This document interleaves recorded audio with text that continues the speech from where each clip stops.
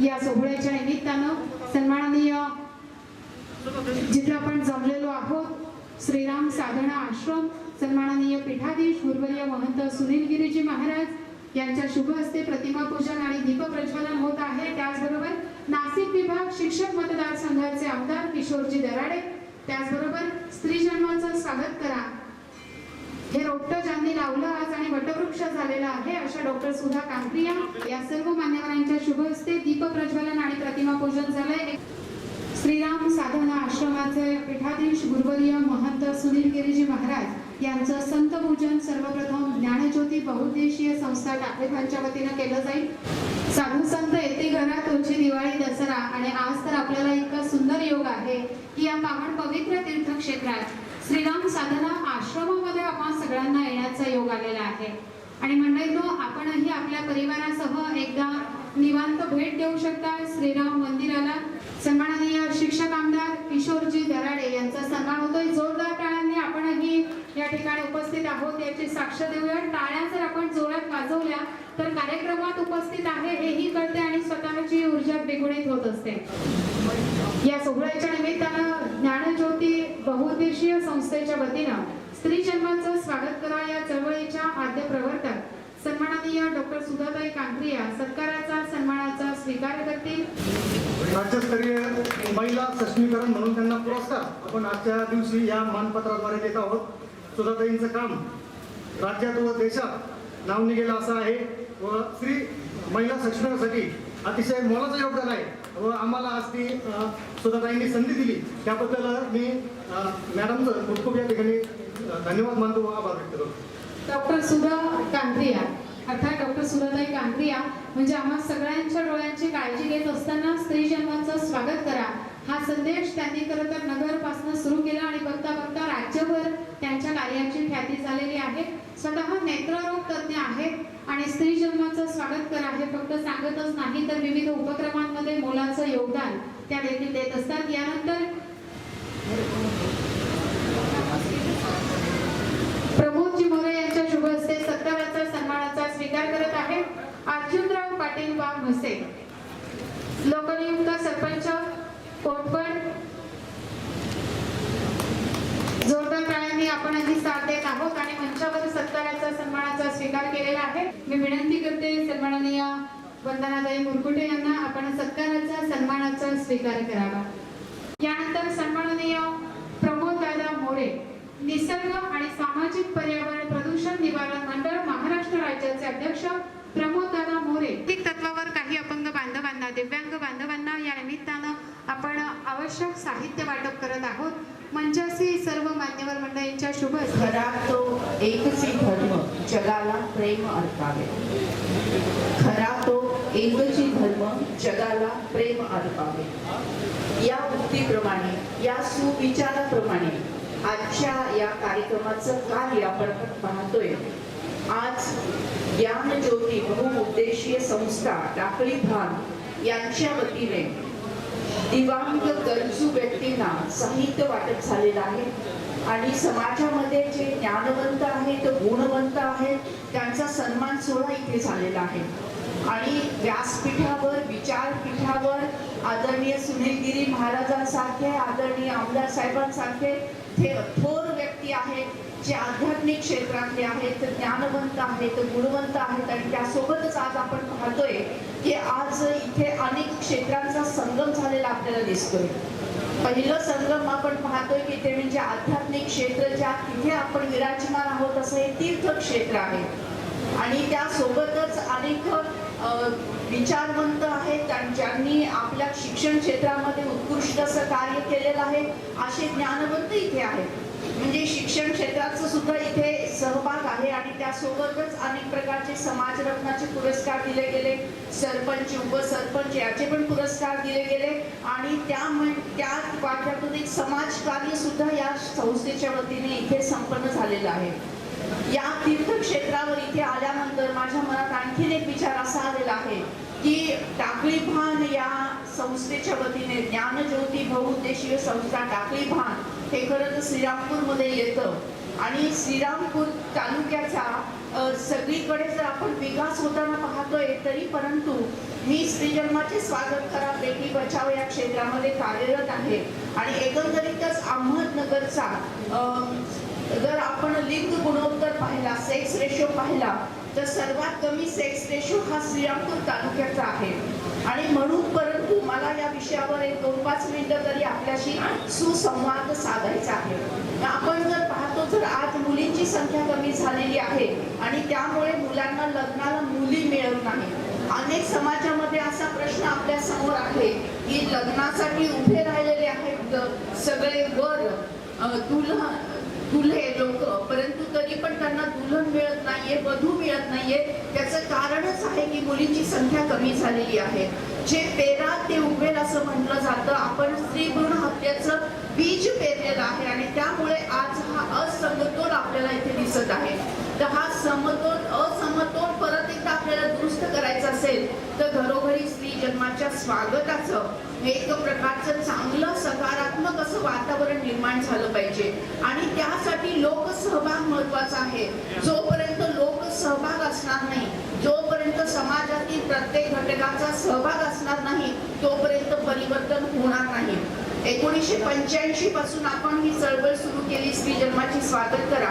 त्यासाठी आपला कर्मी कृती कार्यक्रम आला आणि 8वा फेरा स्त्री जन्माच्या स्वागताचाही झाला की विवाह सोहळ्यामध्ये आपण 7 फेरे घेतो.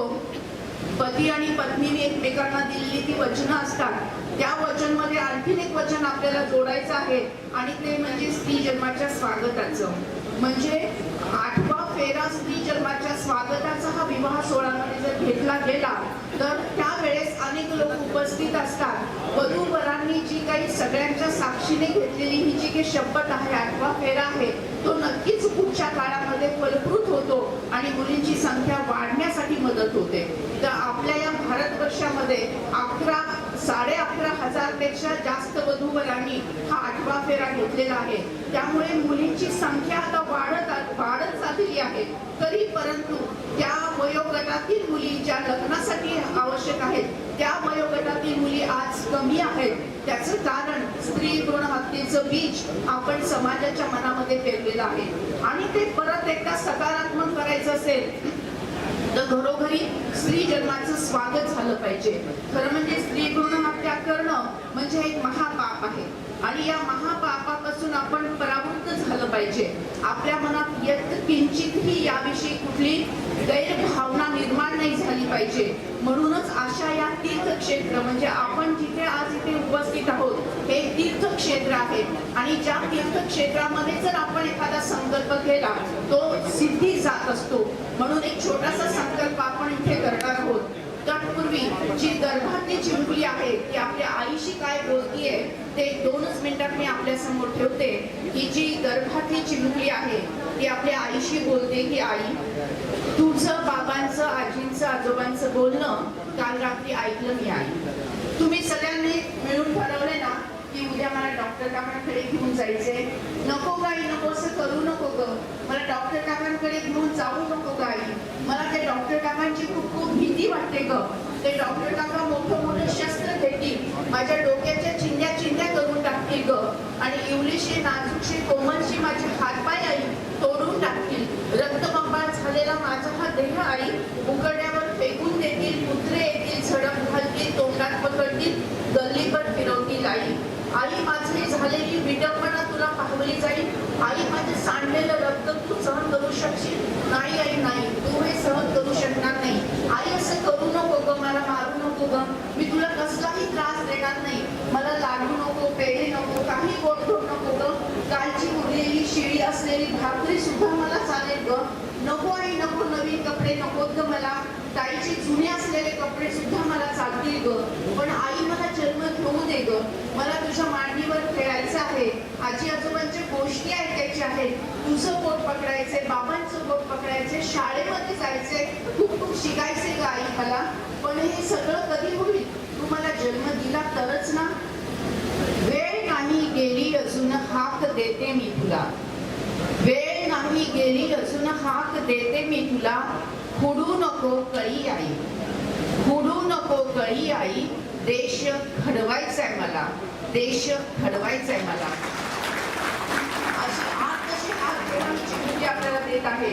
तर इथे उपस्थित असलेल्या सर्वांना मी विनंती करेन की आपल्या गावामध्ये जी ग्रामसभा होईल त्या ग्रामसभेमध्ये स्त्री जन्माच्या स्वागताचा ठराव घ्यावा किंवा आपल्या शाळेमध्ये सुद्धा आपल्या पालक सभेमध्ये अशा प्रकारचा ठराव घ्यावा जेणेकरून मुलींची संख्या वाढण्यास मदत होणार आहे. आणि शेवटी मी खास इथे अभिनंदन करते की बहुउद्देशीय संस्थेचं की त्यांनी सुद्धा स्त्री जन्माच्या स्वागताचा इथे ठराव घेतलेला आहे. आणि तो ठराव त्यांनी असा घेतलेला आहे की त्यांच्या संस्थेमध्ये एकही स्त्री भ्रूण हत्या होणार नाही आणि प्रत्येक स्त्री जन्माचं स्वागत केलं जाईल अशा प्रकारचा ठराव सुद्धा त्यांनी इथे घेतलेला आहे. त्यांचं मी मनपूर्वक हार्दिक अभिनंदन करते. व्यासपीठावर उपस्थित असणाऱ्या आदरणीय मुरकुटे ताई आहेत, त्यांचं सामाजिक कार्य, राजकीय कार्य हे सगळं आपण पाहतोच. त्यांचंही अभिनंदन मी या निमित्ताने करते. अनेक ज्ञानवंत, गुणवंत, विचारवंत आज व्यासपीठावर आहेत. आदरणीय सुनीलगिरी महाराज आहेत की ज्यांनी या अध्यात्माचं इथे वटवृक्ष केलेलं आहे. आदरणीय दराडे साहेब आहेत, शिक्षण क्षेत्रामध्ये त्यांचं मोठं कार्य आहे. आणि असेच गुणवंत सगळं व्यासपीठ आज आपल्या सोबत आहेत. आणि त्यांच्या सगळ्यांच्या समवेत आपण एक छोटासा संकल्प इथे करत आहोत आणि तो संकल्प म्हणजे स्त्री जन्माच्या स्वागताचा. तर मी आपणा सर्वांना 1 मिनिटासाठी आपल्या जागेवर उभं राहण्याची विनंती करते. भारत माझा देश आहे, सारे भारतीय माझे बांधव आहे. मी स्त्री भ्रूण हत्या करणार नाही, करू देणार नाही. मी स्त्री जन्माचे स्वागत करेन, त्याविषयी जनजागृती करेन अशी शपथ सर्वांच्या साक्षीने आम्ही घेत आहोत. हात खाली घ्यायचे आणि भारत मातेचा जय जयकार हात उंच करून तुमचा आवाजात करायचे. भारत माता की वंदे. धन्यवाद. सर्वांनी खाली बसायचं आहे. आता आपल्याला ताईने फार सुंदर असं मार्गदर्शन केलं. मी आपल्याला विनंती करतो, येणारा काळ स्त्रियांसाठी अतिशय महत्वाचा राहणार आहे. कारण आताच विधायक पास झालंय लोकसभेमध्ये, खासदारही महिलाच होणार आहे, आमदारही महिलाच होणार आहे. त्याच्यामुळे स्त्री हत्या होणार नाही असा आम्ही तुम्हाला शब्द देतो. जय हिंद, जय महाराष्ट्र. आपण दिलेल्या शब्दाला आम्ही अनुमोदन देतो आणि आम्हाला अपेक्षा आहे की आपण इथे सर्वच आलेले स्त्रियांचा सन्मान करणारे आहेत, स्त्रियांना आदर देणारे आहेत. इथे श्रीरामपूर तालुका नगर जिल्ह्यातनं आणि नगर जिल्ह्यातल्या बाहेरनं पाहुणे आलेले त्यांचं मी मनपूर्वक स्वागत करते. इथे असलेल्या सर्व उपस्थितांना सांगते, नगर जिल्ह्याचं वैशिष्ट्य काय तर आमच्या सुधाताई कांकरिया हे नगर जिल्ह्याचं वैशिष्ट्य आहे आणि आपण त्यांच्यासाठी एकदा जोरदार टाळ्या वाजवूया. मी जेव्हा लग्न होऊन श्रीरामपुरात आले तेव्हापासून मी पेपरच्या एका भागामध्ये सुधाताई कांकरिया आणि स्त्री भ्रूण हत्या हा विषय ऐकते आणि आज मला त्यांच्यासोबत हे स्टेज शेअर करायला मिळालं. हे मी माझं भाग्य समजते की एवढ्या मोठ्या व्यक्ती ज्या महिलांसाठी स्त्री भ्रूण हत्येसाठी काम करतात त्या इथे आल्या आणि त्यांच्या समवेत आपण शपथ घेतली ही खूप मोठी गोष्ट आहे. मला इथे एक प्रसंग आठवतो महाराज. एका व्यक्तीला कळलं होतं की अबॉर्शन कसं होतं. त्या पोटामध्ये जर 3-4 महिन्याचा गर्भ असेल तर त्या गर्भाचे पहिल्यांदा गर्भात तुकडे केले जातात. त्या गर्भाचे हात वेगळे केले जातात, पाय वेगळे केले जातात. पोटामध्ये आईच्या त्या डोक्याचे 2 भाग केले जातात. त्याचं सगळे शरीराचे बारीक बारीक भाग केले जातात आणि ते काढले जातात शरीराच्या बाहेर ऑपरेशन न करता. याला अबॉर्शन म्हणतात. आणि हे अबॉर्शन करू नये आणि करणार नाही अशी आपण शपथ घेतली. फक्त हे मी तुम्हाला बोली शब्दात सांगितले. आधी ते अंध, अपंग आणि आणखीन अशी व्यक्ती आलेली आहे ज्यांना आपण आपली सामाजिक बांधिलकी म्हणून इथे काही वस्तू देणार आहोत. आणि ही जी अर्जुन गौरव आणि त्यांच्या सर्व मंडळींनी मिळून ज्ञानज्योती बहुउद्देशीय संस्था जी सुरू केलेली आहे आणि त्याच्या मार्फत वेगवेगळे उपक्रम केले जातात. महाराज तुम्ही आम्हाला आशीर्वाद दिला तर आम्हाला काम करण्याचे बळ येतं. आणि असंच बळ ह्या लोकांना येतं आहे, अशा बहुउद्देशीय संस्थांना येतं जेव्हा आपण त्यांच्या कार्यक्रमाला उपस्थित राहतो आणि आपल्या मित्रांसाठी टाळ्या वाजवतो. आज इथे आमदार दराडे साहेब हेही इथे उपस्थित आहेत, हे आपल्या सर्वांना शुभेच्छा देण्यासाठी. ज्ञानज्योती बहुउद्देशीय संस्था टाकळी भाग दिव्यांग व्यक्तींच्या साहित्य वाटप राज्यातील पुरस्कार वितरण सोहळा 2023-24 त्यानिमित्त उपस्थित असलेले आमचे गुरुवर्य सुनीलजी महाराज, सुधाताई कंगरिया, मस्के साहेब, मोरे साहेब, त्यानंतर बिला पाटील, वंदनाताई मुरकुटे, कडू साहेब, मंचावर उपस्थित असलेले सर्व माझे सहकारी, समोर उपस्थित असलेले सगळे पुरस्कार अर्थी. आजचा तसा जर दिवस बघितला तर आपल्यासाठी सर्वांना आनंदाचा दिवस आहे. प्रभू रामचंद्राच्या स्पर्शाने पावन झालेली भूमी जरी नाशिकची जरी असली पण या ठिकाणी खरोखर इथं आल्यानंतर महाराजांना मी विचारलं, महाराजांनी सांगितलं हा आश्रम मी आता गेल्या 4-5 वर्षापासून इथं चालू केलं, यापूर्वी दुसऱ्या गावामध्ये तो. महाराज खरं तुमच्यासारखं समाज घडवण्याचं काम तुम्ही लोक करता म्हणून आमची प्रगती होती. त्यानंतर राऊत साहेबांनी अतिशय चांगला कार्यक्रम ठेवला. जे समाज ज्या ज्या क्षेत्रामध्ये चांगलं काम करतात त्यांना प्रोत्साहन देण्याचं काम राऊत साहेबांनी केलं आहे. म्हणून एकदा आपल्या सगळ्यांचं मनापासून मी अभिनंदन करतो, आभारही मानतो. परमेश्वराजवळ एकच विनंती करतो, येणाऱ्या काळामध्ये ज्या ज्या क्षेत्रात चांगलं काम करणार आहेत त्यांना राज्यस्तरीय पुरस्कार कसा मिळेल अशा शुभेच्छा देतो आणि माझा सन्मान सत्कार केला त्याबद्दल आपल्या सगळ्यांच्या मनापासून आभार मानतो. जय हिंद, जय महाराष्ट्र. राजीव नेत्रम रघुवंशनाथम कारुण्य रूपम करुणाकरंतम श्रीरामचंद्रम शरणम प्रपद्ये. मर्यादा पुरुषोत्तम राष्ट्रीय दैवत प्रभू रामचंद्राच्या या पवित्र दरबारामध्ये आज ज्ञानज्योती बहुउद्देशीय संस्था टाकळी भाग या संस्थेने एक विधायक चांगला समाज उपकारी आणि समाजामध्ये एक चांगलं काम या संस्थेने हाती घेतलेलं आहे. मागच्याही काळामध्ये या संस्थेने वेगवेगळ्या ठिकाणी वेगवेगळ्या प्रकारचे पुरस्कार देऊन एक शाबासकीची थाप समाजामध्ये चांगले कामं करणाऱ्या चांगल्या व्यक्ती असतील, चांगले त्या ठिकाणी पदाधिकारी असतील अशा व्यक्तींना या ठिकाणी थाप देण्याचं काम या संस्थेने केलेलं आहे.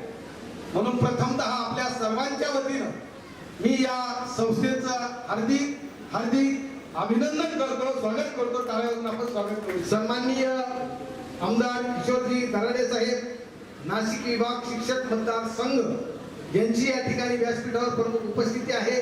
त्यांचाही मी मनापासून या ठिकाणी अभिनंदन करतो, स्वागत करतो. माननीय ज्यांचं चांगलं काम आहे श्री जन्माचे स्वागत करा चळवळीचे आद्य प्रवर्तक अहमदनगर, आपल्या अहमदनगर जिल्ह्याचं वैभव म्हणता येईल की या ठिकाणी या देवी सर्व भूतेशी शक्ती रूपेण संस्थिता.